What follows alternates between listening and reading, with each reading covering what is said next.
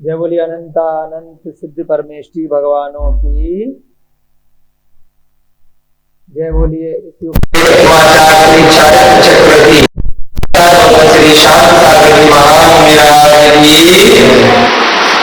जय बोलिए। प्रद्युम्न कुमार चरित्र की जय बोलिए। आचार्य भगवत सोम कीर्ति जी महाराज की सभी को जय हिंद, जय विड़ंदो। हम सभी लोग प्रद्युम्न कुमार चरित्र का यहाँ पर नित्य प्रतिदिन स्वाध्याय कर रहे हैं। पिछली कुछ कक्षाओं में जो हमारा स्वाध्याय चल रहा है उसमें इस प्रकार कोई जीव यदि संसार चक्र से मुक्त होना चाहता है, यहाँ के कष्टों से दूर चाहता है, अनंत सुख चाहता है, शाश्वत सुख प्राप्त करना चाहता है, तो सम्यक मार्ग क्या है, सही मार्ग क्या है, किस मार्ग पर चलकर भी अपना कल्याण कर सकता है, उस चर्चा को आज भी आगे बढ़ाएंगे। और जो कथा प्रद्युम्न कुमार की चल रही थी, ये विचार कथा आगे बढ़ेगी। आज का स्वाध्याय प्रारंभ करने से पहले हम सभी लोग प्रतिदिन की भांति मंगलाचरण करेंगे।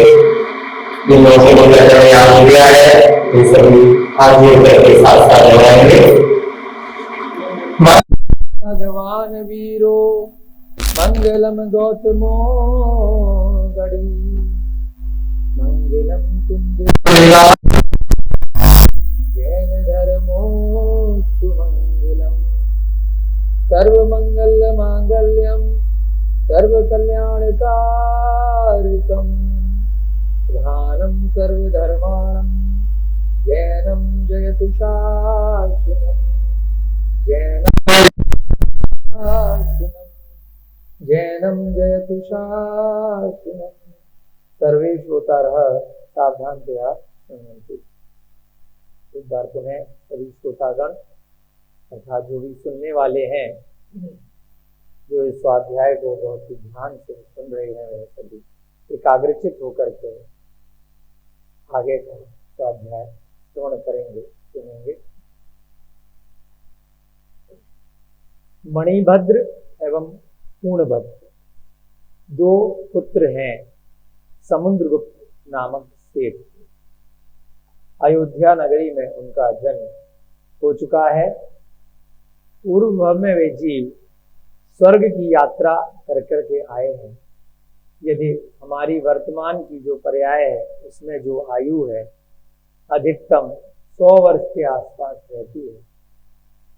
साधारण तौर पर 60, 70, 80 वर्ष तक की आयु प्रायः हम सभी देखते हैं कि हमारे जो बुजुर्ग हैं, घर में बड़े लोग हैं, लगभग 80-86 की आयु तक सुख से जीवन व्यतीत करते हैं। सुख से तो 60 तक ही चल पाता है, उसके बाद थोड़े थोड़े रोग होने लग जाते हैं। और कई लोग जो ज्यादा बाहर की वस्तुओं का उपभोग करते हैं, ज्यादा उनकी दिनचर्या सही नहीं होती है, सुयोग्य नहीं होती है, तो उनको तो 30, 40, 50 साल में भी काफी गंभीर रोग हो जाते हैं। अभी वर्तमान की अपेक्षा से हम यदि तो उसकी अपेक्षा से जो स्वर्गों की आयु है, पल्यों की, सागरों की, वह आयु हम लोग गिन नहीं सकते, असंख्यात वर्षों की है। तो स्वर्गों में जो देवी देवता इत्यादि रहते हैं उनको कुछ लोग भगवान मान लेते हैं।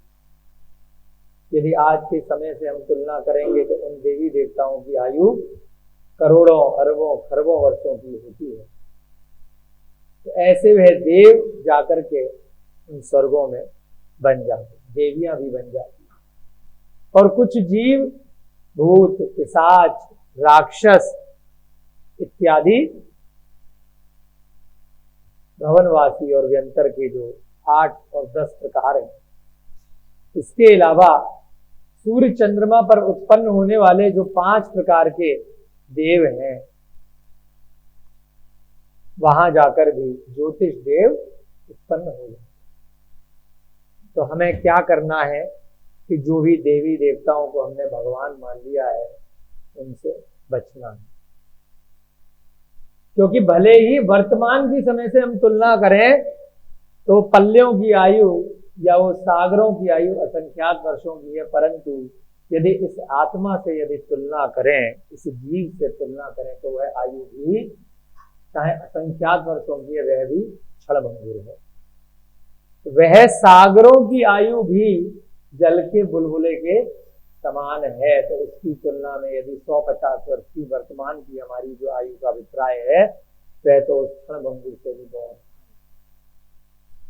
भले ही स्वर्ग में देवता बन जाओ या अगर बुरे कर्म करे तो नरक में नारकी जीव बन जाओ, तब भी वह आयु अनादिकाल से हमने इतना समय इस संसार में व्यतीत किया है, इतनी छोटी छोटी पर्यायों को हमने न जाने कितनी बार ग्रहण किया है, इसलिए उसको बोला अनादि। बहुत सारे लोगों को अनादि का मतलब नहीं पता। अनादि का मतलब आदि माने प्रारंभ, अन माने नहीं, यानी जिसका कोई प्रारंभ ही नहीं है, और अंत माने जिसका कोई अंत ही नहीं है। ऐसी ये हमारी आत्मा है जिसने कभी प्रारंभ नहीं किया, उसके छोर तक पहुंचना असंभव है। तो इतने चक्र इस आत्मा ने इस संसार में भ्रमण किए हैं, न जाने कितनी बार। तो मनुष्य पहले भी हम पता नहीं कितनी बार बन चुके। ऐसा नहीं है कि मनुष्य भव हमें पहली बार मिला हो, या नरक का जीवन हमने पहली बार प्राप्त किया हो।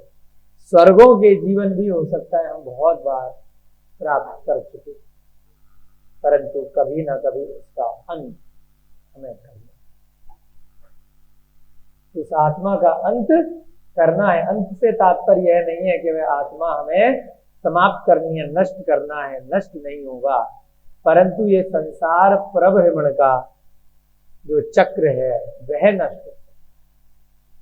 आत्मा नष्ट नहीं हो सकती, परंतु बार बार ये 4 गतियां जो बताई हैं, मनुष्य गति, देव गति, त्रियंच गति, नारकी गति, इसका अंत हो सकता, वह अंत हमने नहीं किया। एक बार इस चतुर्गतियों का भ्रमण का अंत कर दिया तो ये जीव मुक्त हो जाता है, सिद्ध बन जाता है, भगवान बन जाता है, ईश्वर बन जाता है। और एक बार सिद्ध शिला पर पहुंच गया, भगवान बन गया, तो पंचम गति, इन 4 गतियों के अतिरिक्त जो गति है वहां पहुंच जाए।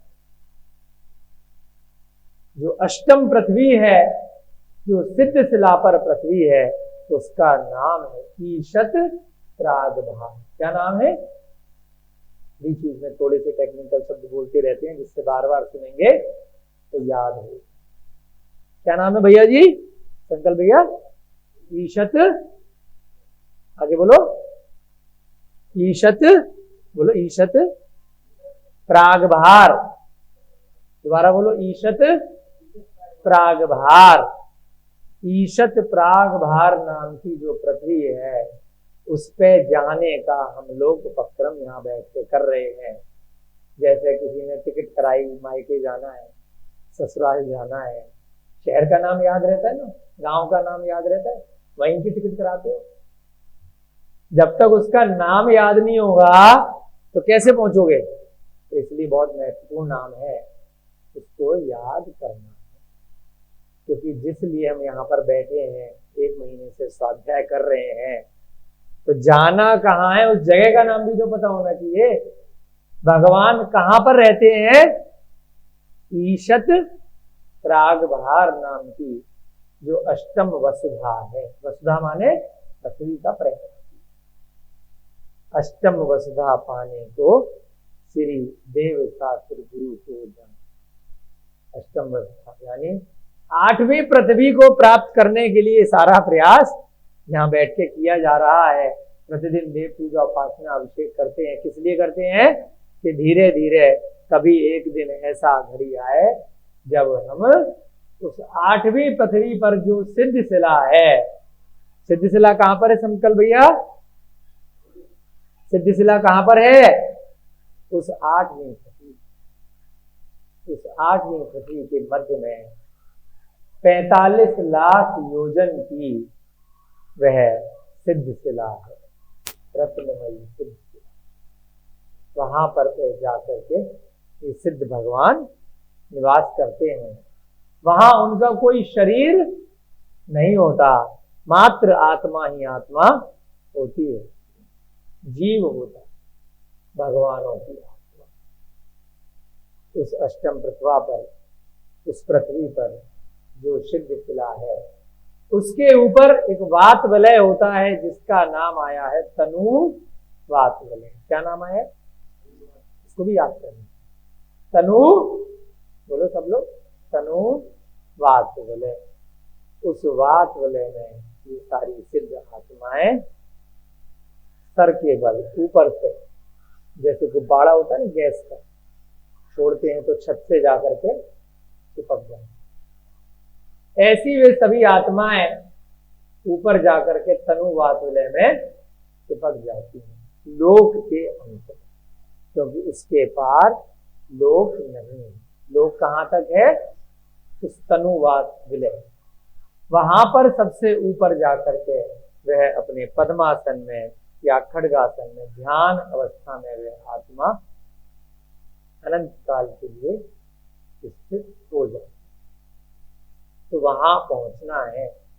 उसी के प्रतिरूप में यहाँ पर जो अरिहंत भगवान है, सिद्ध भगवान है, उनकी प्रतिमा विराजमान की जाती है कि हम उनको प्रतिदिन देखेंगे तो देखते देखते कभी ना कभी भाव बन जाएंगे। और देखने के साथ साथ यदि उस मंदिर जी में यदि स्वाध्याय चल रहा होगा तो हम सुन लेंगे, सिद्धों का क्या स्वरूप है उसको जान लेंगे। अष्टानिका पर्व आपके चल रहे हैं। नंदीश्वर द्वीप में 8 दिन का विधान हो रहा है। जो स्वर्ग के सम्यक दृष्टि देव हैं, वे इन 8 दिनों में नॉन स्टॉप कंटिन्यूअस बिना रुके हुए 24 आवर विधान पूजा करते। ऐसा वह नंदीश्वर द्वीप जहां मनुष्य के जीव नहीं जा सकते। कौन जा सकता है? पिछली पर्याय में जैसे ये दोनों जीव थे, मणिभद्र और पूर्णभद्र, ये जब इंद्र और उपेंद्र के रूप में थे तो वे जाते थे उस नंदीश्वर भगवान के समूह विदेह क्षेत्र, भरत क्षेत्र में भी यदि, ऐरावत क्षेत्र में भी यदि कोई तीर्थंकर विराजे होंगे उस समय, तो वहां पर भी जाते रहते होंगे उनके समूह। तो ऐसे ही यहाँ पर चर्चा चल रही है। नंदीश्वर द्वीप जाने की भी हमें भावना करनी चाहिए इस भाव में, यदि नहीं संभव है, क्योंकि मनुष्य पर्याय में हम लोग 45 लाख योजन के बाहर, 2.5 द्वीप के बाहर नहीं जा सकते हैं, परंतु यदि देव पर्याय मिलेगी उस पर्याय में हम नंदीश्वर द्वीप की वंदना कर सकते हैं। सुमेरु पर्वत पर जो अकृत्रिम चैत्यालय है वहां पर वंदना कर सकते हैं। मानसोत्तर पर्वत तक हम मनुष्य की पर्याय में जा सकते हैं, उसके बाहर नहीं। ऐसी इस चर्चा को सुन करके कौन से मुनि महाराज प्रवचन दे रहे हैं? महेंद्र सूरी मुनि महाराज। वो दोनों बालक अरिंजय नाम के राजा के समक्ष बैठे हैं, उनके पिता समुद्रगुप्त भी बैठे हैं। समुद्रगुप्त ने भी दीक्षा ग्रहण कर ली और अरिंजय ने भी ग्रहण कर ली, अन्य सामंत राजाओं ने भी वह दीक्षा ग्रहण कर ली, परंतु ये दोनों बालक अभी जिन दीक्षा किसी कारण से उन्हें लगता है कि अभी हम सक्षम नहीं, उन जिम्मेदारियों को निभाने के कारण से अणुव्रतों के लिए मुनि महाराज से पूछा है कि अणुव्रत हम सबके भी काम के व्रत हैं, जो भी गृहस्थ जीवन में स्वाध्याय कर रहे हैं, जब तक मुनि महाराज नहीं बन सकते तब तक अणुव्रतों को किसी भी क्षण ग्रहण कर सकते हैं। शक्ति सामर्थ्य होना चाहिए, अभ्यास रूप में हम ये व्रत ग्रहण कर सकते हैं। महाव्रत के अभ्यास के रूप में ये व्रत कहे गए हैं। इन व्रतों को ग्रहण करने से सम्यक दृष्टि जो भी जीव होता है सम्यक ज्ञान और सम्यक चारित्र के साथ में अपने मन से अपने शक्ति के अनुसार अपने तप के अनुसार ग्रहण करता है। वह नियम से अनिवार्य रूप से स्वर्गों की सुखों को भोगता है और उसके बाद परंपरा से वह पुनः मनुष्य गति में आता है। दिगंबर मुनि महाराज बन सकता है और उसके बाद वह जीव मोक्ष प्राप्त कर सकता है। मुनीन्द्र द्वारा धर्म का स्वरूप सुनकर मणिभद्र एवं पूर्णभद्र दोनों सेठ पुत्रों को हार्दिक प्रसन्नता हुई, जैसे पिछले कुछ दिनों से आप सभी को भी हो रही है। अनुव्रत क्या हो? उन्होंने मुनि को नमस्कार कर सम्यक को धारण किया। इसको धारण किया सम्यक यानी सम्यक दर्शन को मुनि को नमस्कार करके धारण। उन्होंने गृहस्थों के 12 प्रकार के व्रत धारण कर लिया। आप लोग भी सुन रहे हैं, यदि आपके भाव करें आप भी वह 12 प्रकार के व्रत धारण कर। ठीक है मनीष भैया जी, पहले अभ्यास के तौर पे धारण कीजिए। 1 साल 6 महीने 2 साल तक बिल्कुल ऐसे धारण कीजिए जैसे व्रत ले रखते हो।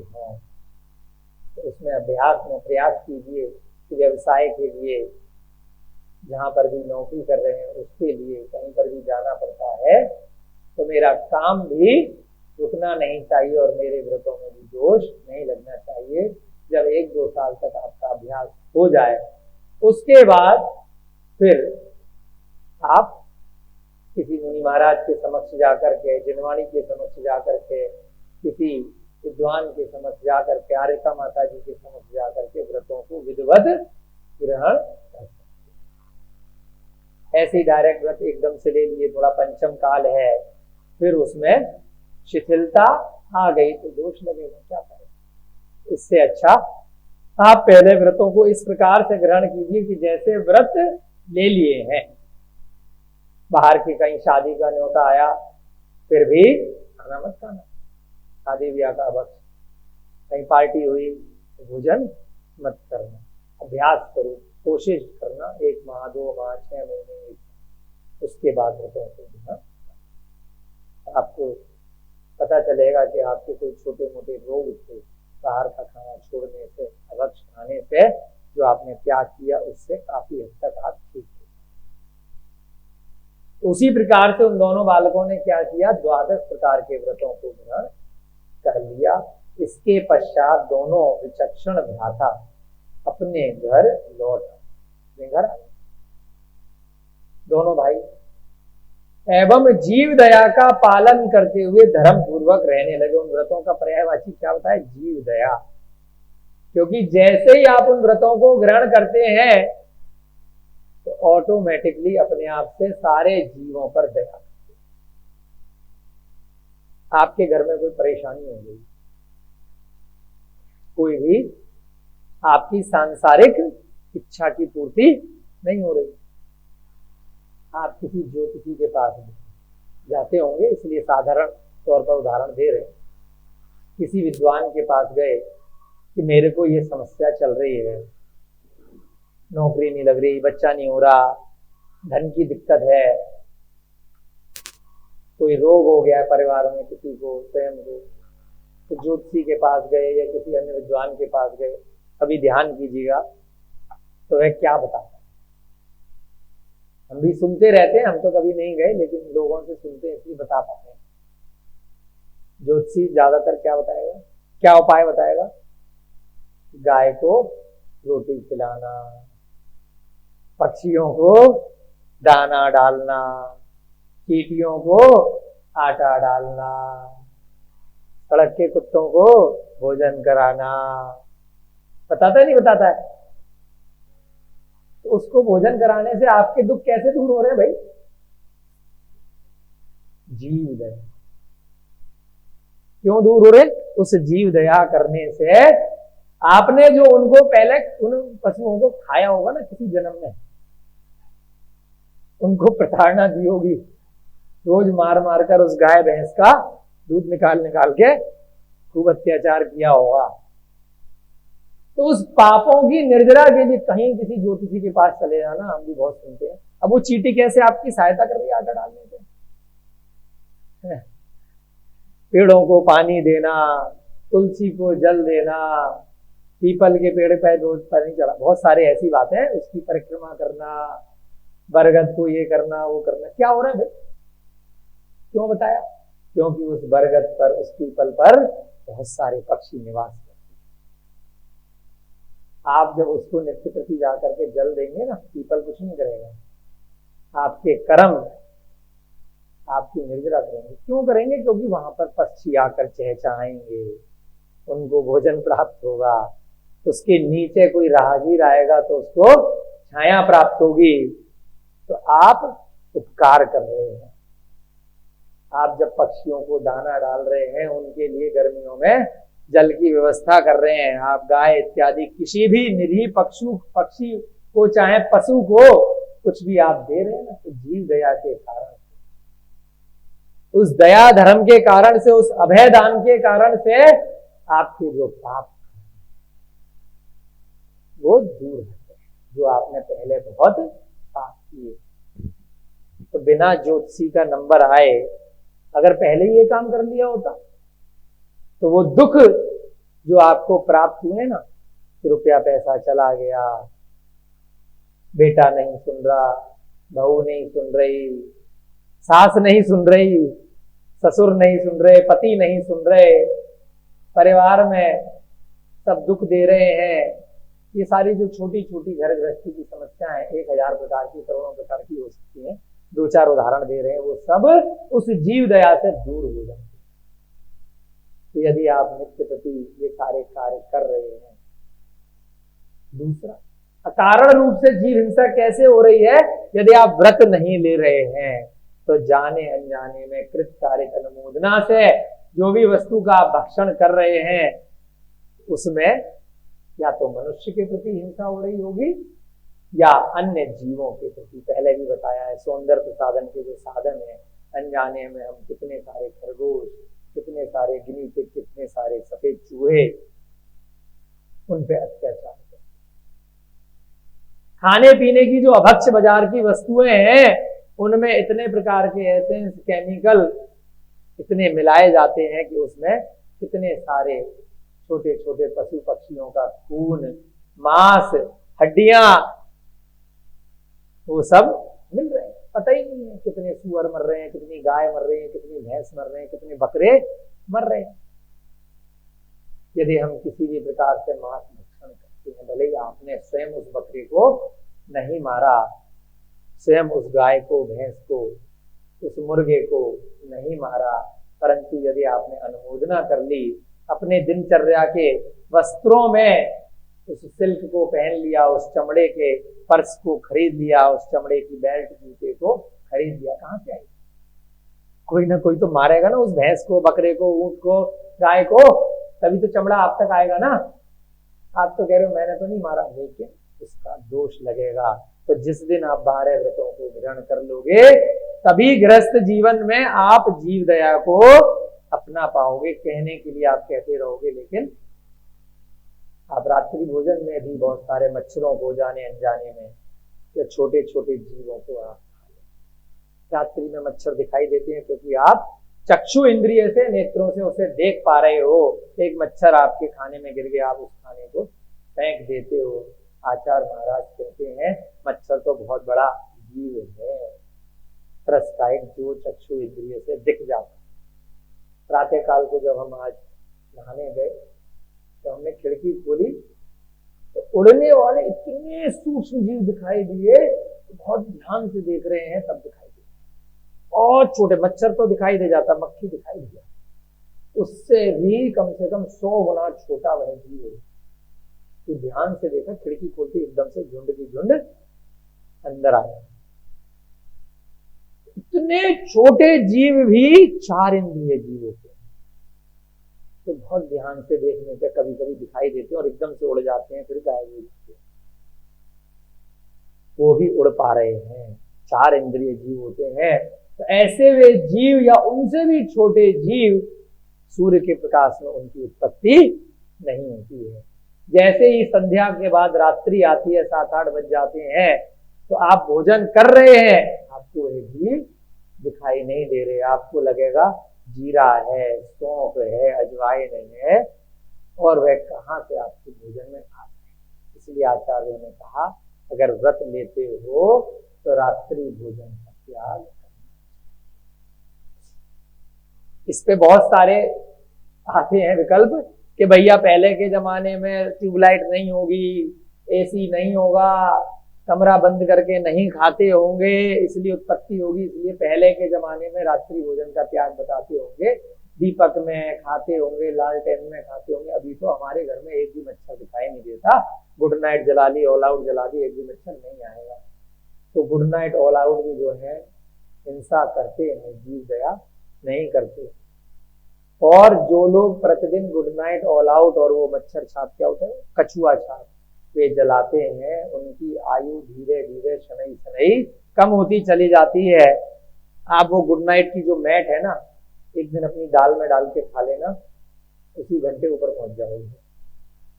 या कछुआ छाप का जो वो चलता है, और बहुत सारी और कंपनियां होंगी, वो सब पॉइजन होते हैं, जहर।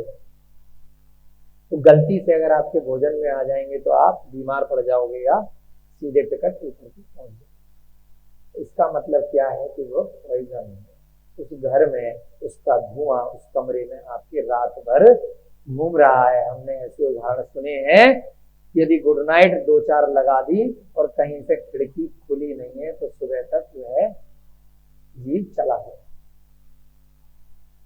हो गया काम। क्यों? क्योंकि वह जहर उस कमरे में फैल गया और श्वास के माध्यम से आपने उसको रात भर ले लिया। यदि आप अपने पलंग के ठीक नीचे वो गुड नाइट इत्यादि लगाएंगे तो ध्यान रखिएगा, कुछ दिन बाद बहुत सारे रोग आपको हो जाएंगे। आपका शरीर थोड़ा बड़ा है, इसलिए धीरे धीरे वह बहुत दिनों तक आप झेल लेते हैं। मच्छर इत्यादि का शरीर छोटा होता है, तो धुएं से, उस जहर से वो मर जाते हैं। आपको लगता है कि मच्छर चले गए, कहीं नहीं जाते, वह मरण को प्राप्त हो जाते। तो वह जीवों को भगाने के भी जो साधन है वो भी जीव गया नहीं। उससे बचना है, मच्छरदानी लगा लो, 100, 150, 200, 500 रुपए की आ जाएगी, उसके अंदर रह लो, वो भी एक विकल्प है। यदि मच्छर मक्खी आपको रात में परेशान कर रहे हैं, परंतु उनको मारो मत, क्योंकि आप जितने मच्छर मक्खी मारोगे इस जीवन में, उतनी पर्याय की टिकट आपने करा दी। अगर एक रात में आपने 150 मार दिए और प्रतिदिन मार रहे हो, तो आप ध्यान रखिएगा इतनी बार आपको जन्म उस पर्याय में लेना। यदि उस जन्म से बचना है तो तुरंत 12 व्रतों को ग्रहण कर लो और क्षमा मांग लो और कृतकार्य अनुमोदना से सारे प्रपंचों का त्याग कर दो। मुनि महाराज तो आजकल बहुत सारे जो अच्छे मुनि महाराज हैं, उनका पंखे का भी त्याग होता है, एसी कूलर सबका त्याग इसलिए कर देते हैं क्योंकि इनसे भी जो विद्युत प्राप्त होती है, जो इनमें प्रयोग में लाई जाती है, उस विद्युत को बनाने के लिए भी बहुत सारे छोटे छोटे निरीह जीवों के हत्या होती है। तो इसलिए पूरी रूपेण त्याग कर देते हैं महाव्रत। गृहस्थ वाले क्या करते हैं, उसमें लिखा है अनर्थ दंड व्रत, यानी कि अनर्थ में वह पंखा, बिजली, ट्यूबलाइट कोई भी चल रहा है उसको नहीं चलाना। अनर्थ में जितना सामान घर में आपके भोजन के लिए बनाना है उससे ज्यादा नहीं बनाना।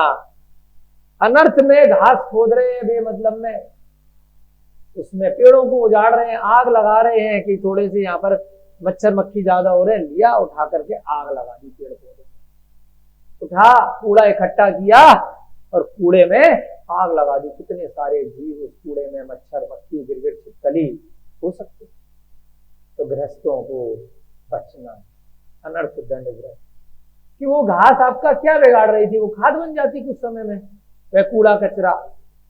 आपको इन चीजों से बचना है, कभी भी अनर्गल कार्य नहीं करने। इसलिए 12 व्रतों में बहुत महत्वपूर्ण व्रत दिया गृहस्थों के लिए, अनर्थ दंड व्रत। अनर्थ में किसी जीव को दंड नहीं देना है। जितनी जरूरत पड़ गई खाना बनाने के लिए, आरंभी हिंसा इसको बोला, उतने तक का आपको दोष नहीं लगेगा। थोड़ा बहुत भोजन बनाना है, आपको सब्जियां खरीद के लानी है, फल लेके आने हैं, प्राशुद्ध करो, सही तरीके से उसको धो, उसके बाद उसको बनाओ खाओ। बाहर का अभक्ष में बहुत ज्यादा अनर्थदंड लगेगा।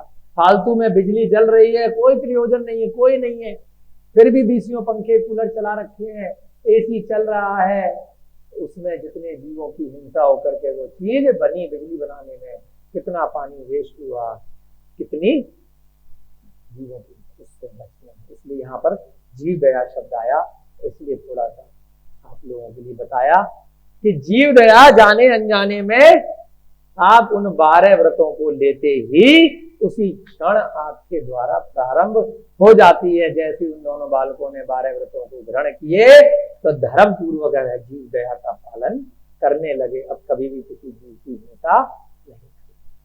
उन्होंने जिन मंदिर में अष्ट द्रव्य से पूजा प्रभावना करी, 8 द्रव्य लेकर के, जैसे यहाँ पर कर लेना पूजा आप लोग मंदिर में करते, भावों के अनुसार भी आप चाहे कोई से भी पंथ को आप मानते हो, तेरे बीच के तेर में मत पड़ना, जितनी आपकी सुविधा हो।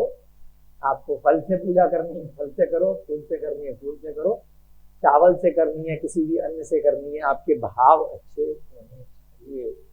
आपका कुछ द्रव्य, कुछ अर्निंग किया हुआ, कुछ कमाया हुआ उस पूजा में लगना चाहिए, कुछ दान लगना चाहिए। और उसके बाद जब आपने पूजा कर ली, वह द्रव्य जो मंदिर का माली है वह किसी भी प्रकार से उपभोग में लाए, यदि नहीं है तो पशु पक्षियों को दान में दे दिया, वह द्रव्य उनके काम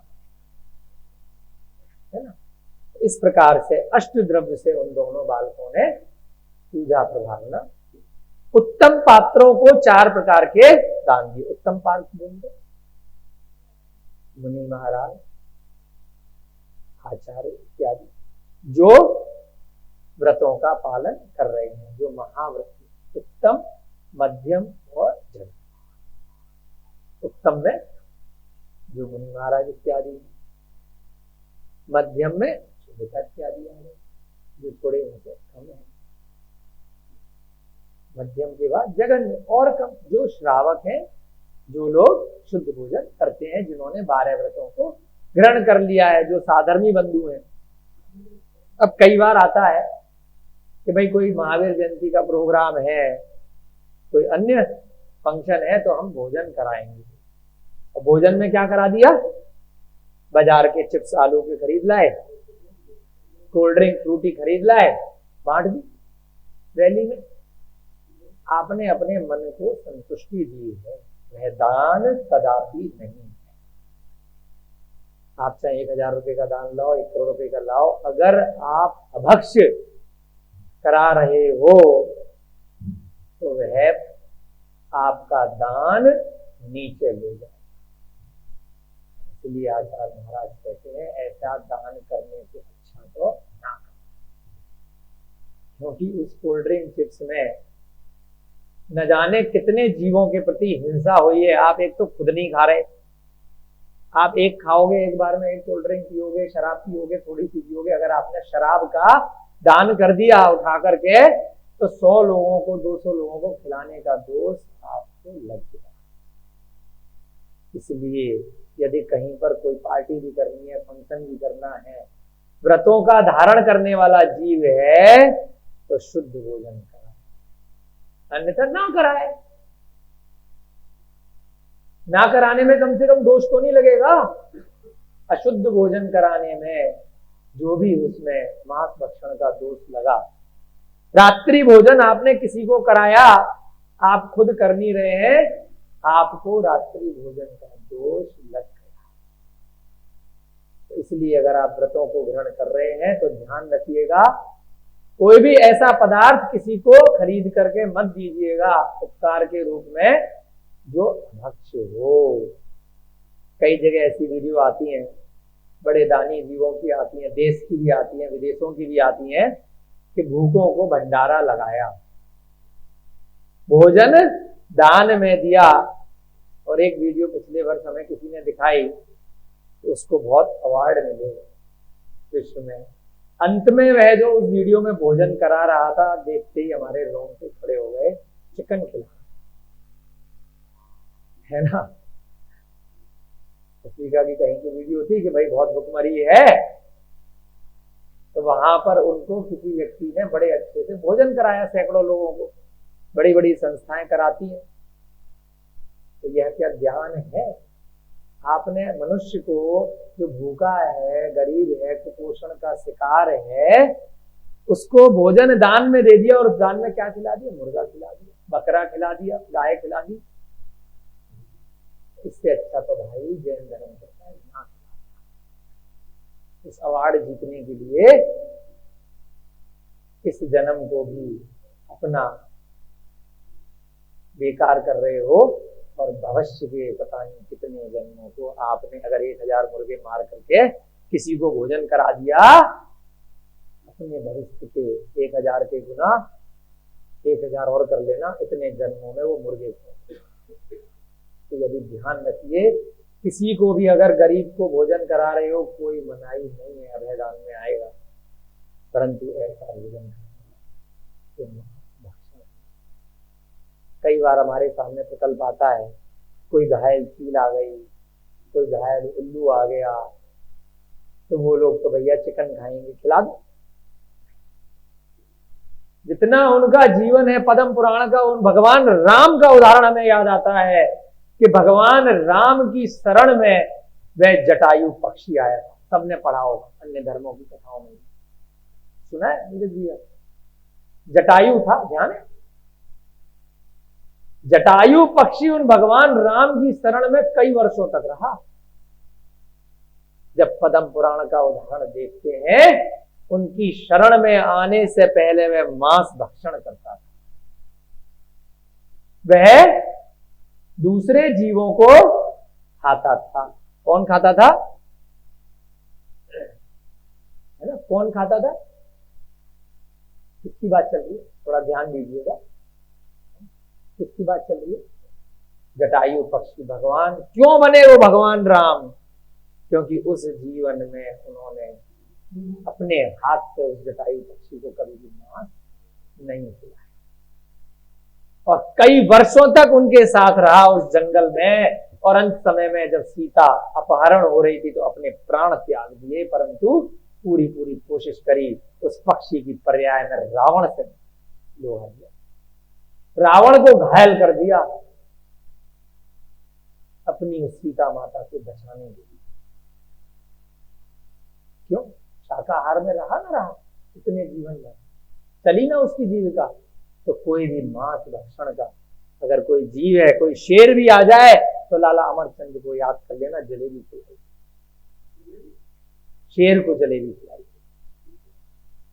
इतने बड़े बड़े उदाहरण, इसी के उदाहरण है।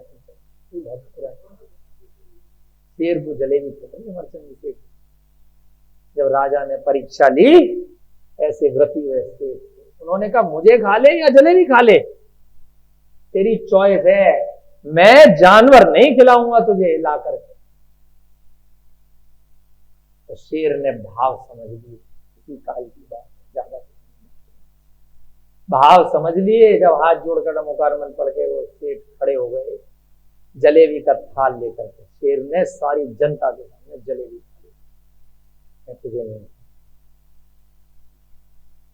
ऐसे उदाहरण आप प्रस्तुत तो करो, कोशिश तो करो। जब आत्मा को समझोगे कि मर जाऊंगा मैं तो भैया अणुव्रती हूं, चला जाऊंगा, सम्यक दृष्टि हूं, अभी मरा या 20 साल बाद मरा, मरना तो सबको है। व्रतों के साथ मरूंगा, जीव दया के साथ मरूंगा, तो नरक नहीं जाऊंगा, पशु पक्षी नहीं। आप स्वयं का कभी कभी उदाहरण है तो प्रस्तुत कर। तो यहां पर उसने क्या किया? उत्तम पात्रों को 4 प्रकार से दान दिया। ऐसे लोगों को पैसे नहीं बांटे जो जाके बाजार में ड्रग्स ले लें, शराब पी। बहुत सारे ऐसे अन्य दर्शन चल गए हैं। दिल्ली में एक मंदिर है इंडिया गेट के सामने, भैरव, हम भी गए थे, बाहर लाइन से भिखारी बैठे गिलास ले लेकर। कितना मिथ्या दर्शन। हम किसी की बुराई नहीं कर रहे, परंतु बहुत गलत। अपना विवेक का प्रयोग कीजिए। अंदर जाकर भगवान के मंदिर में आप शराब चढ़ा रहे हैं और बाद में भिखारियों को शराब बांट रहे हैं। सैकड़ों भिखारियों की वहां लाइन लगी हुई है। विवेक का प्रयोग कीजिए। गिलास ले लेकर वो भिखारी बाहर बैठे हैं, भगवान को आप बदनाम कर रहे हैं भैरव बाबा के नाम। कितना गलत है। सम्यक सम्यक विवेक अपनाइए। शराब आप खुद भले ही पिए न पिए, आपने वहां भगवान को शराब चढ़ा दी और उसके बाद थोड़ी सी चढ़ा के जो बची वो आपने भिखारियों को बांट दी। अरे उनको भोजन करा देते, शुद्ध भोजन करा देते, अभक्ष मत कराते, आपके सारे कष्ट दूर हो जाते। जितने भी लोग वहां पे शराब चढ़ाते हैं इस भाव में भी दुखी रहते हैं और न जाने कितने भावों तक उनके दुख दूर नहीं होते हैं। तो केवल मार्केटिंग की गई है, छल कपट किया गया है कि शराब पिलाने से तुम्हारे को बच्चा हो जाएगा, तुम्हारी नौकरी लग जाएगी, तुम्हारे को रुपया पैसा छप्पर फाड़ के बरसने लगेगा। ऐसे मूर्ख जीव अपने इस जीवन को भी बेकार कर रहे हैं और भविष्य के पता नहीं कितने भावों को बर्बाद। मधु मास मदिरा का कृत कार्य अनुमोदना से सर्वथा त्याग करना चाहिए। किसी धर्म के प्रति, किसी के श्रद्धान के प्रति हमारे अन्यथा वचन मत लीजिएगा। जो सत्य है वह सत्य है। आपको अपना विवेक लगाना है कि क्या सही है क्या गलत है।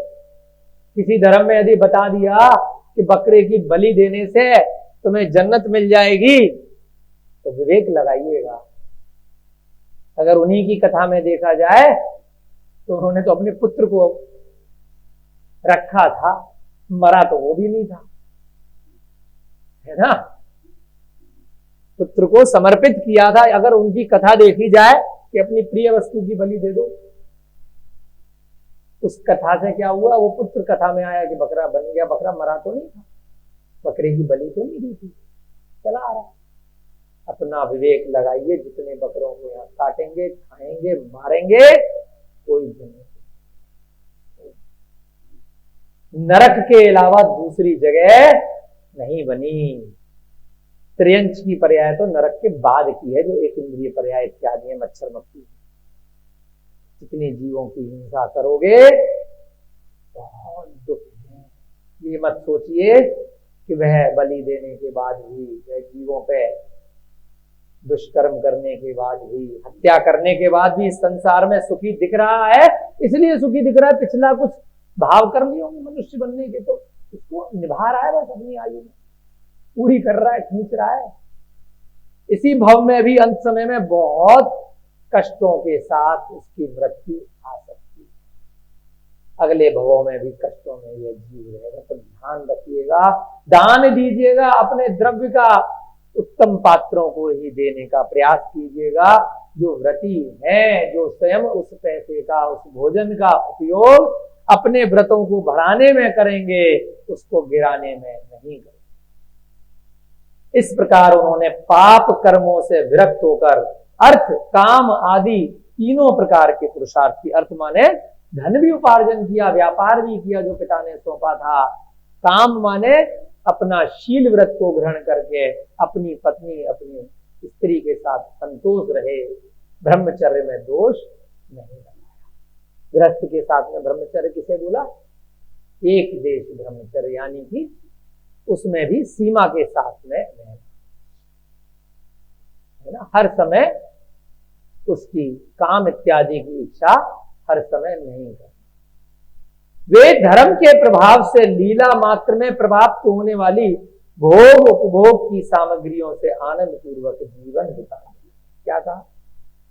वे दोनों बालक जो मणिभद्र और पूर्ण, अब धर्म के प्रभाव से उस भव में भी आनंद से रहे। क्यों रहे भाई? कोई रोग नहीं होंगे, जब बाहर का खाना नहीं खाओगे, 12 व्रतों को ग्रहण करोगे, प्रतिदिन भगवान की पूजा करोगे तो बहुत पुण्य बरसेगा। प्रतिदिन या जब भी अवसर प्राप्त हो तो योग्य पात्रों में दान दोगे, तो ज्योतिष को कहने पे आपको दान नहीं देना, आप स्वयं की आत्मा से, स्वयं के विचारों से, स्वयं के अपने कर्मों से प्रतिदिन दान दे रहे हो, अच्छे जीवों को दान दे रहे हो, तो कभी भी दुखी नहीं होगे। आप ध्यान रखिएगा, जो भी लोग नित्य प्रतिदिन वर्तमान के मुनि महाराज आचार्य पंच परमेष्ठियों के पास जाते हैं, उनको दान देते हैं, आहार दान, औषध दान, अभय दान, ज्ञान दान, उनके लिए शास्त्र उपलब्ध कराते हैं, उनके साथ पठन पाठन करते हैं, पढ़ाते हैं, उनके इस भाव में और अगले भावों में बहुत ज्ञान में वृद्धि है। हमें भी कभी मौका मिलता है तो हम भी शिविर में पढ़ाने के लिए जाते हैं, कई मुनि महाराज इत्यादि बुलाते हैं तो मौका नहीं छोड़ते कि स्वयं के स्वाध्याय में भी वृद्धि होगी और वहां पर जो अन्य जीव है उनको भी कुछ न कुछ उसका फायदा। तो क्या कहा, आनंद पूर्वक जीवन बिताने।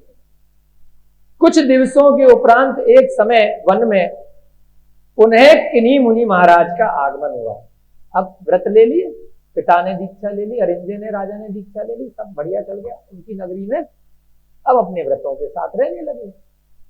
उसके बाद पुनः भाई कोई मुनि महाराज उस नगर में तब आते हैं जो उस नगर में, उस गांव में जितने जीव हैं उनका पुण्य का उदय आता है, उन्हें व्रतों लेने का समय आया होता है। आप लोग यहाँ आकर के बैठे हैं तो आपका समय आया है स्वाध्याय सुनने, आपका पुण्य कर्म का उदय आया है। बहुत सारे लोग और भी बाहर घूम रहे हैं, उनका अभी उदय नहीं है। इनके पुण्य के उदय से पुनः उनके स्थान पर वन में एक मुनि महाराज का आगमन दोबारा से। धर्म भाव से प्रेरित होकर दोनों सेठ पुत्र मुनि की वंदना के लिए चल पड़े, फिर से चल पड़े।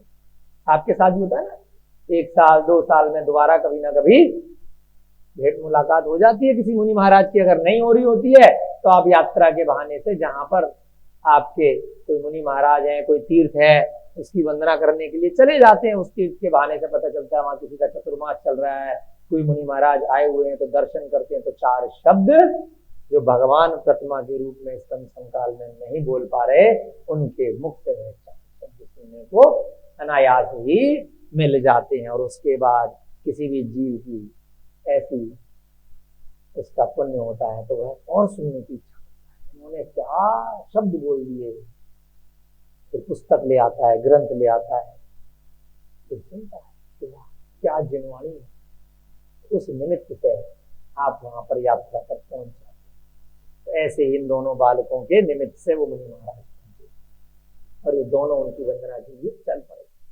संयोग से, देखिए ध्यान से, बहुत बड़ी बात आने वाली है, कहानी इंटरेस्टिंग कहानी आ रही है। व्रतों की चर्चा पूरी हो गई है, अब कहानी जो आपको रोचक लगती है वही कहानी आ रही है। संयोग से उन्हें रास्ते में एक चांडाल मिला और एक कुतिया दिखाई दी। कुतिया माने जो कुत्ते की फीमेल होती है, बिच बोलते हैं अंग्रेजी में, गाली भी दे देते हैं लोग, तो वो क्या होती है, कुतिया, फीमेल। एक चांडाल दिखाई दिया और एक कुतिया दिखाई दी। चांडाल क्या होता है मैंने? चांडाल जैसे जंगलों में लोग रहते हैं, हिंसा भील इत्यादि। चांडाल जो पहले कई बार आया है, जो वध करते हैं। राजा के यहाँ एक चांडाल होता है कि जो बुरे काम करेगा तो उसको मृत्यु दंड दिया जाएगा। तो हर एक कोई कहता है भाई रोज रोज मैं क्यों पाप का भागी बनूंगा। तो चांडाल भी एक ऐसे कुल से लोग चले आते हैं, उनको फिर पैसा दान में दिया जाता है कि भैया तुम इसको मृत्यु दंड दे। इस प्रकार से एक चांडाल मिला और एक कुतिया मिला। उन्हें देख करके दोनों का हृदय पिघल गया। होता है ना कि बहुत सारे जानवर जा रहे हैं फिर भी ध्यान नहीं दे रहे, बहुत सारे मनुष्य जा रहे हैं ध्यान नहीं दे रहे, लेकिन ये दोनों जैसे ही वन में उन मुनि महाराज के दर्शन के लिए जा रहे थे तो उस रास्ते में, अभी मार्ग में है, एक चांडाल मिल गया और एक कुतिया मिल गई। दोनों का हृदय उनको देखकर करता है ना, रास्ते में आप जा रहे हैं, चल यार मेरे टिफिन में खाना बचा है, इस कुत्ते को खिला देते हैं, इस गाय को रोटी खिला देते हैं। और फिर मन करता है बहुत अच्छी लग रही है, थोड़ी देर रुक जाते हैं। एवं उनके प्रति आकस्मिक प्रीति उत्पन्न हो गई।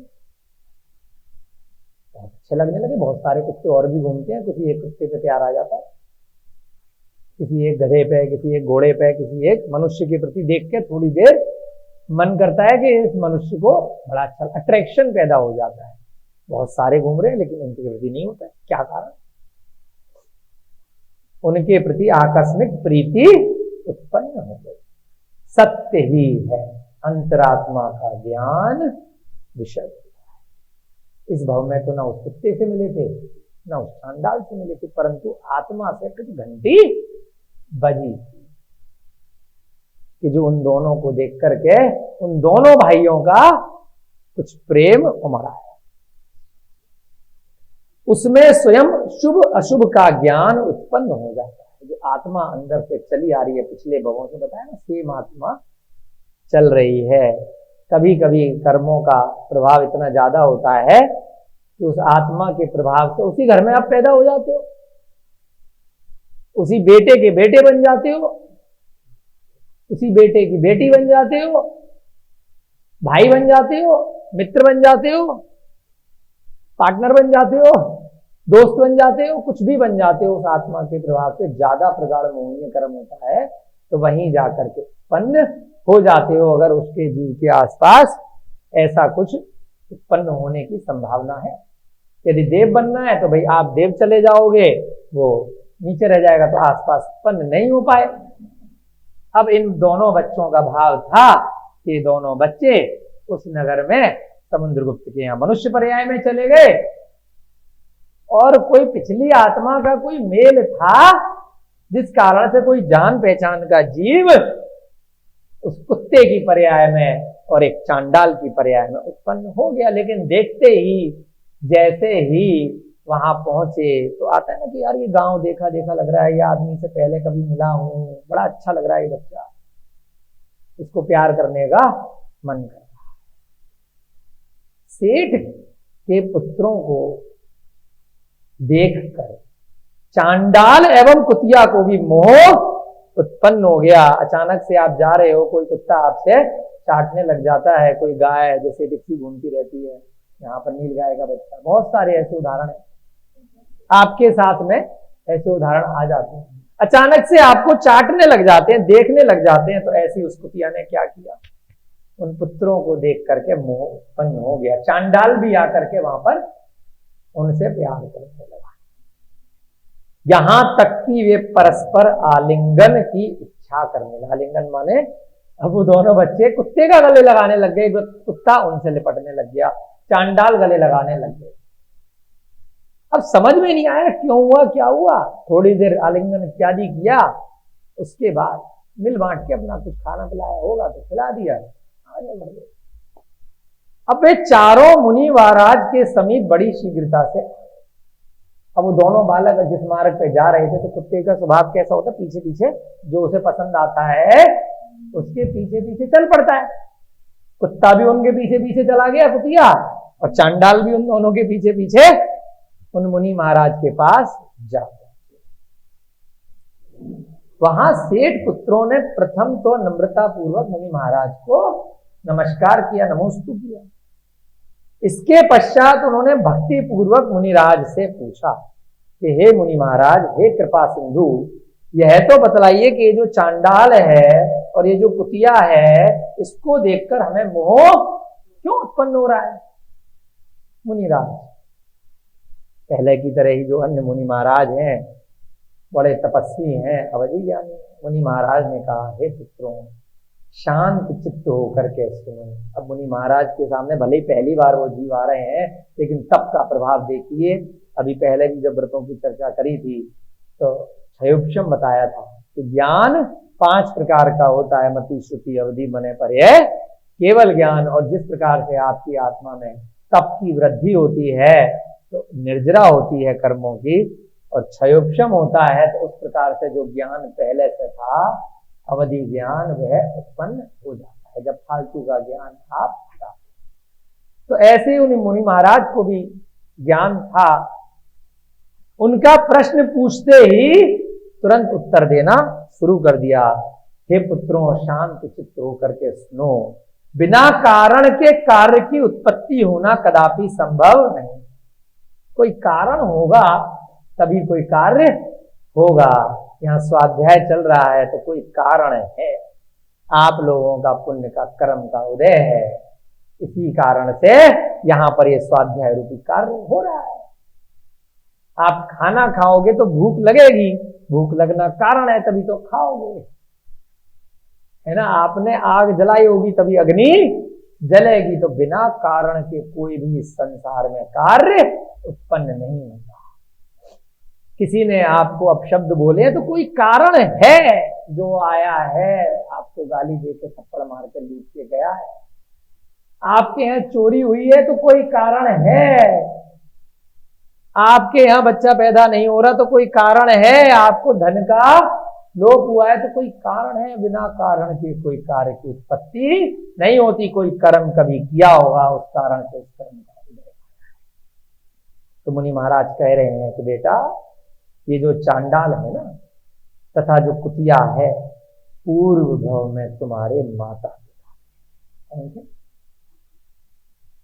ध्यान आ रहा है कौन से माता पिता थे? जिन्होंने व्रतों को लेने के बाद व्रतों को छोड़ दिया, सोम शर्मा और अग्निला। फिर से उसी बलिप्रथा में लिप्त हो गए थे, फिर से व्रतों को लेने के बाद, ज्ञान मिलने के बाद भी कि भैया खाने पीने का मोह छूट गया। चांडाल पूर्व में तुम्हारे माता पिता थे, इसलिए आज तुम्हें इनसे स्नेह हो गया है। अंतरात्मा के ज्ञानी होने से पूर्व संबंध का अनुभव हो जाता है। भले ही किस पर्याय में चले गए, आप इस मार्ग से निकले, निमित्त बन गया, वो यहीं पर घूम रहे थे इसलिए लिपट गए। मुनि की बातें सुनकर शेष पुत्रों ने पुनः प्रश्न किया, हे भगवान हमारा पूर्व जन्म का वृतांत तो सुनाइए, कौन सा भव था, क्या था, कैसे ये चांडाल बन गए, कैसे हम यहाँ आ गए और कैसे ये कुतिया बन गई। उत्तर में मुनिवर कहने लगे। अभी थोड़ा सा समय आज की कक्षा में 5-10 मिनट का बचा है, तो थोड़े से पूर्व और जल्दी जल्दी से सुनते क्योंकि आनंद आ रहा ना कथा में। तो डरना थोड़ा सा कि अगर गलत कार्य करोगे तो देख लीजिए, उन्होंने तो मनुष्य की पर्याय में ब्राह्मण थे और फिर भी कुतिया बन गए। तो आप देख लीजिए, इतना ज्यादा पाप नहीं भी किया था, फिर भी किस पर्याय में चले गए। तो उनका उदाहरण देख लीजिए जो रोज देखते हैं कि कोई बकरा खा रहा है, कोई गाय खा रहा है, कोई जानवरों को मार रहा है, कोई मनुष्यों पर प्रताड़ना कर रहा है, कोई घर में उद्दंडता दिखा रहा है। तो उनकी क्या पर्याय होने वाली है। इनको झूठा मानोगे आपकी मर्जी है, मनगढ़ंत कहानियां मानोगे आपकी मर्जी है। पाने को तो कुछ नहीं है, खो ही खो देंगे। और अगर इनको सच्चा मान के कुछ व्रत ले लिए, कुछ अच्छे कार्य कर लिए, इस भाव में भी सुख मिलेगा। बता दिया ना, रोग नहीं होंगे, डॉक्टर के नहीं जाना पड़ेगा। जो जीवन भर कमाया है उसको धर्म के कार्यों में लगाओगे, नहीं तो जीवन भर कमाया है दे आओगे डॉक्टर को, है ना। आपके पति की भी तबीयत खराब हुई थी, तो किस कारण से हुई थी, सच सच बताना। कुछ खाते पीते थे, गिर गए थे, चोट लग गई थी, तो इस कारण से तबीयत खराब हुई, है ना। कुछ शराब वगैरह का सेवन नहीं करते, कुछ मांस मछली नहीं, कोई बात नहीं। अगर अच्छे भावों के साथ गए होंगे तो कहीं ना कहीं अच्छी पर्याय में गए होंगे। अगर मनुष्य की पर्याय में भले ही आपने कुछ भी मांस मछली अंडा इत्यादि नहीं भी खाया, परंतु आपने क्रोध कषाय बहुत ज्यादा करी घर में, तब भी आपकी गति निम्न हो सकती है। मृदुल अगर स्वभाव है, कषाय कम है, तभी मनुष्य का भव अगले भव में मिलेगा।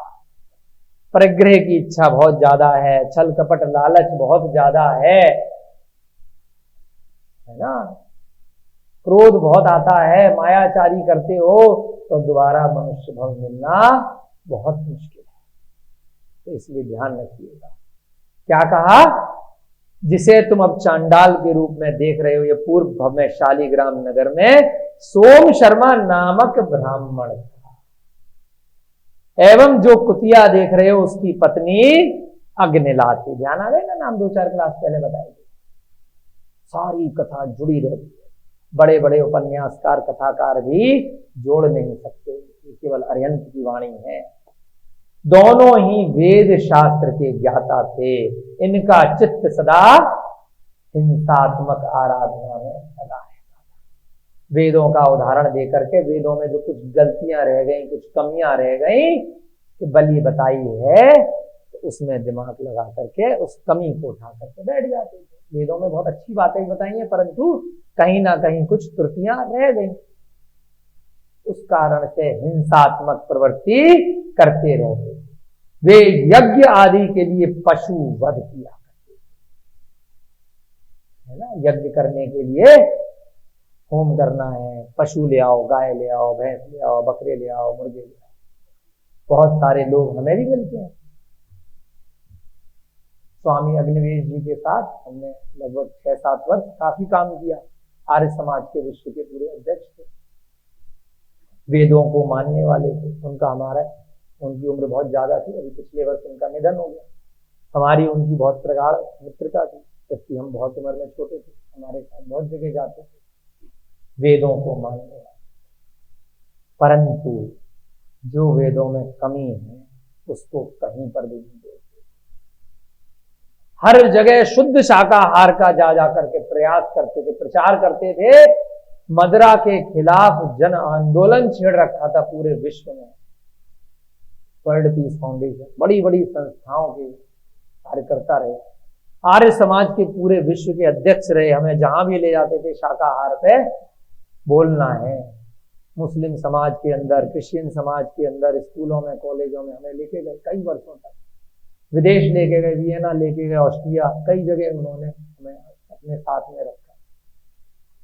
और कहीं पर भी ये पशुवध वाली जो बात है ना, स्वप्न में भी नहीं बोली। इतने मृदुल स्वभावी, वेदों को पढ़ते थे, पढ़ाते थे, लेकिन कहीं कोई कमी रह गई तो उसके चक्कर में नहीं पड़ा। हर जगह यही बोलना, क्योंकि कोई बैठ के पढ़ने नहीं वाला है जिसको प्रवचन दे रहे हैं। हजारों लाखों की भीड़ में किसी को इतनी डीप संस्कृत समझ में नहीं आ रही, उसका सार ही तो समझेगा। तो उस सार में वह गलत कथा नहीं बताए। देवबंद में जाके मदरसे में भी शाकाहार का हमारे साथ प्रचार किया। कई मदरसे में लेके गए, मुस्लिम समाज के अंदर उनके मौलवियों के बीच में कुरानों से उदाहरण ले ले करके और वेदों से और जैन धर्म से उदाहरण ले ले करके इतने बड़े बड़े सेमिनार किए पूरे जीवन भर। ऐसे लोगों के उदाहरण से हमें सीखना है, हमने भी सीखा है, आप लोग भी सीखते होंगे। तो ऐसे उदाहरण से उनकी अच्छी बातों को ग्रहण करना, किसी की कोई बुराई है अब यहाँ पे, लेकिन उन दोनों ने क्या किया था जिसके कारण वे चांडाल और अग्निला बन गए? उन्होंने क्या करा? उन वेदों का उदाहरण लेकर के यज्ञ के लिए पशु वध किया, तो बन गए ना पशु। जैन धर्म से इनका बड़ा द्वेष था, तभी तो पहले द्वेष रहा। उनके पुत्रों ने व्रतों को ग्रहण कर लिया, लेकिन फिर भी तुम करो, तुम्हारी जान बचानी थी, इसीलिए वहां जाकर के माफी मांग ली थी। साक्षात वो यक्ष उपस्थित हो गया था, इतना चमत्कार देख लिया था, तुम दोनों को काष्ठ बना हुआ, लकड़ी बना हुआ देख लिया था, इसलिए हमने व्रत क्षणिक ले लिए थे, बाद में हम उनको नहीं निभा पाए। जैन धर्म से इनका द्वेष था। तुम दोनों, यानी वो मुनि महाराज कह रहे हैं, किन दोनों के लिए? उन दोनों बालकों के लिए जो मणिभद्र और पूर्णभद्र की पर्याय में। तुम दोनों इस जन्म के पूर्व तीसरे भव में, इससे पहले कहां थे? इंद्र और उपेंद्र बने थे, पल्लियों की आयु निभाई थी, लेकिन उससे पहले मनुष्य भव में थे। अग्निभूति एवं वायुभूति नामक इनके पुत्र थे। एक बार संयोगवश सोम शर्मा एवं अग्निला की जैन धर्म पर श्रद्धा हो गई थी, संयोग से हो गई थी, क्योंकि तुम्हारी जान बचानी थी। किंतु अपनी जाति के अभिमान में जीव मात्र को हे समझते हुए दोनों पाप आचर्यों ने कठिनता से प्राप्त किए जैन धर्म का परित्याग। इतनी मुश्किल से स्वाध्याय आप लोगों को सुनने को मिल रहा है, सब जान रहे हो, समझ रहे हो, फिर भी जाकर के बाहर खा लो चिकन, दे दो बकरी आनी है, बकरी पे बलि दे दो, किसी भी जानवर की हिंसा। सुनने के बाद में भी, भाव बनने के बाद में भी, ग्रहण करने के बाद में भी इन दोनों ने छोड़ दिया, क्या परित्याग कर दिया। इस पाप के कारण आप तो 5 पल्ले की आयु देव पर्याय में निभाकर आए, मृत्यु के पश्चात दोनों का नरक में खत्म। ये तो बाद में आए स्थिति और इसकी पर्याय, पहले कहां गए? नरक में। नरकों में भी पल्लियों की और सागरों की आयु है, यहाँ तो 150 वर्ष में निपटा लोगे। पशु पक्षी की पर्याय और ये सब करोड़ों अरबों की पर्याय वर्षों की, वहां प्रतिदिन लोहे के गर्म जो कढ़ाई होते हैं ना बड़े बड़े, तेल से उबलते हुए, उसमें डाल डाल के उबाले। स्वप्न में भी सोच लोगे ना, इतना सा कट लग जाए, हाय मम्मी डॉक्टर के जाना है, जरा से गिर गए, हड्डी टूट गई, 3 महीने तक घूम रहे, वहां तो सेमर तरु वृक्ष, तेल के उबलते हुए कढ़ाई, भोजन को कुछ नहीं मिल रहा है, इतनी भूख लग रही है, इतनी दुर्गंध वाली पर्याय, इतना खतरनाक शरीर, लेकिन मर नहीं पाओगे, बार बार मृत्यु मांगोगे लेकिन मृत्यु नहीं आएगी। वैक्रियक शरीर है, पारे की तरह बार बार जुड़ जाएगा, कष्ट होगा क्योंकि उस वैक्रियक शरीर से आत्मा जुड़ी हुई है, चिपकी हुई है, कष्ट होगा भयानक। वहां पर 5 पल्ले पर्यंत, 5 पल्ले तुम दोनों तो स्वर्ग में रह के आए, और ये दोनों 5 पल्ले पर्यंत छेदन भेदन, बार बार काटे गए, मारे गए, ताड़न पीड़न तापन तपाया गया उस तेल में, आदि विभिन्न प्रकार के दुख सहन कर दिया, तभी तो तुम यहाँ मनुष्य बन गए। और वो उस पीरियड को निकाल करके यहाँ पर बीच की जो आयु तो हमने ऊपर स्वर्ग में निकाली और उन्होंने नरक में निकाल ली, तो एवरेज बराबर हो गया। अब तुम यहाँ पर समुद्रगुप्त के बेटा बनेंगे, ये दोनों यहाँ पर चांडाल और कुतिया बनेंगे। नरक की आयु समाप्त होने पर जिन धर्म की निंदा एवं मिथ्यात्व के उदय से सोम शर्मा तो कौशल देश में चांडाल हुआ और अग्निला कुतिया। जब तुम दोनों इनके पुत्र थे उस समय वे तुमसे बड़ा स्नेह करते थे, तभी तो तुम्हारी जान बचाने के लिए वह माफी मांगने पहुंचे थे। पुत्र से स्नेह रह गई माँ को पुत्र बच्चों के साथ, इसलिए इन्हें बड़ा मोह उत्पन्न हो गया। उस जन्म के भले करोड़ों वर्षों की आयु वहां नरक में निकाल करके आए हैं, तुमने करोड़ों वर्षों की आयु स्वर्ग में निकाल दी, भी आत्मा के संस्कार के कारण से दोनों लोगों को, आप चारों को एक दूसरे के प्रति मोह उत्पन्न हो गया है। जिस धर्म का तिरस्कार करना कालकूट विष वृक्ष के समान है, इतनी मुश्किल से जिन धर्म ये स्वाध्याय सुनने को मिल रहा है उसका मिलने के बाद तिरस्कार कर देना उस विष वृक्ष के समान है। काल कि जहर का वृक्ष आपने खुद पी लिया, खुद खा लिया, उसमें मिथ्यात्व रूपी जल सिंचन से अशुभ फल उत्पन्न होते हैं। एक जहरीला पौधा है, उसमें आप प्रतिदिन जल दे रहे हैं, तो वह जल किस चीज का है? मिथ्यात्व का जल है।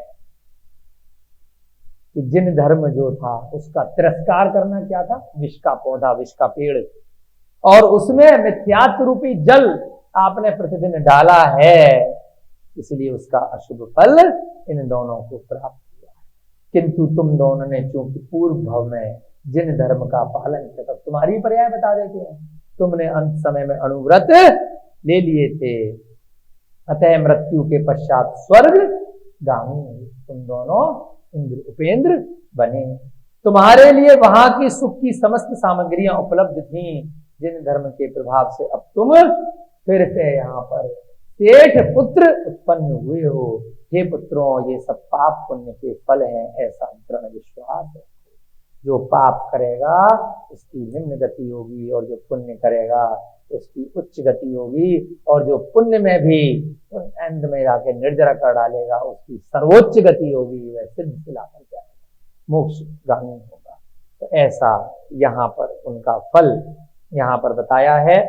इस प्रकार से आप भी थोड़ा श्रद्धान करो, विश्वास करो कि कितने सारे कुत्ते कुतिया यहाँ दिखाई देते हैं, कितने सारे पशु दिखाई देते हैं, वे सब पशु पिछली पर्यायों में बहुत अच्छे जीव रहे, वे भी सब मनुष्य बने होंगे, नंबर उनका भी आया, परंतु उन्होंने उस नंबर को भुनाया नहीं होगा, एनकैश नहीं किया होगा, हाथ में मिली हुई लॉटरी को बर्बाद कर दिया होगा, हाथ में मिले हुए स्वर्ण का जो रत्न है, जो कोहिनूर है, जो हीरा है, रत्नत्रय है, उसको छोड़ दिया होगा। ऐसी भावना के साथ आज की कक्षा का समापन करते हैं। आप लोग थोड़ा सा धीरे धीरे स्वाध्याय के साथ में मनन चिंतन अवश्य कीजिएगा कि आप लोग मनुष्य बने हैं तो कुछ ना कुछ कर्म ऐसे करके आए होंगे जिसके फलस्वरूप ये इतनी श्रेष्ठ पर्याय आप लोगों को, हम सबको प्राप्त हुई है। तो यहाँ पर कुछ भी ऐसी गलतियां हमसे जाने अनजाने में न हो जाएं, जिससे कि हम पुनः उन निम्न गतियों में जा पहुंचे। जय बोलिए जिनवाणी माता की जय बोले प्रद्युम्न कुमार चरित्र की, जय बोले महावीर भगवान की, जय बोले अनंत सिद्ध परमेश्वरी भगवानों की, जय बोले आचार्य भगवान श्री सोमकीर्ति जी महाराज की। सभी को जय जिनेन्द्र। जय बोलिए इस युग के प्रथमाचार्य श्री चारित्र चक्रवर्ती आचार्य भगवान शांत सागर जी महाराज की। जय दो जड़न दो अब सब लोग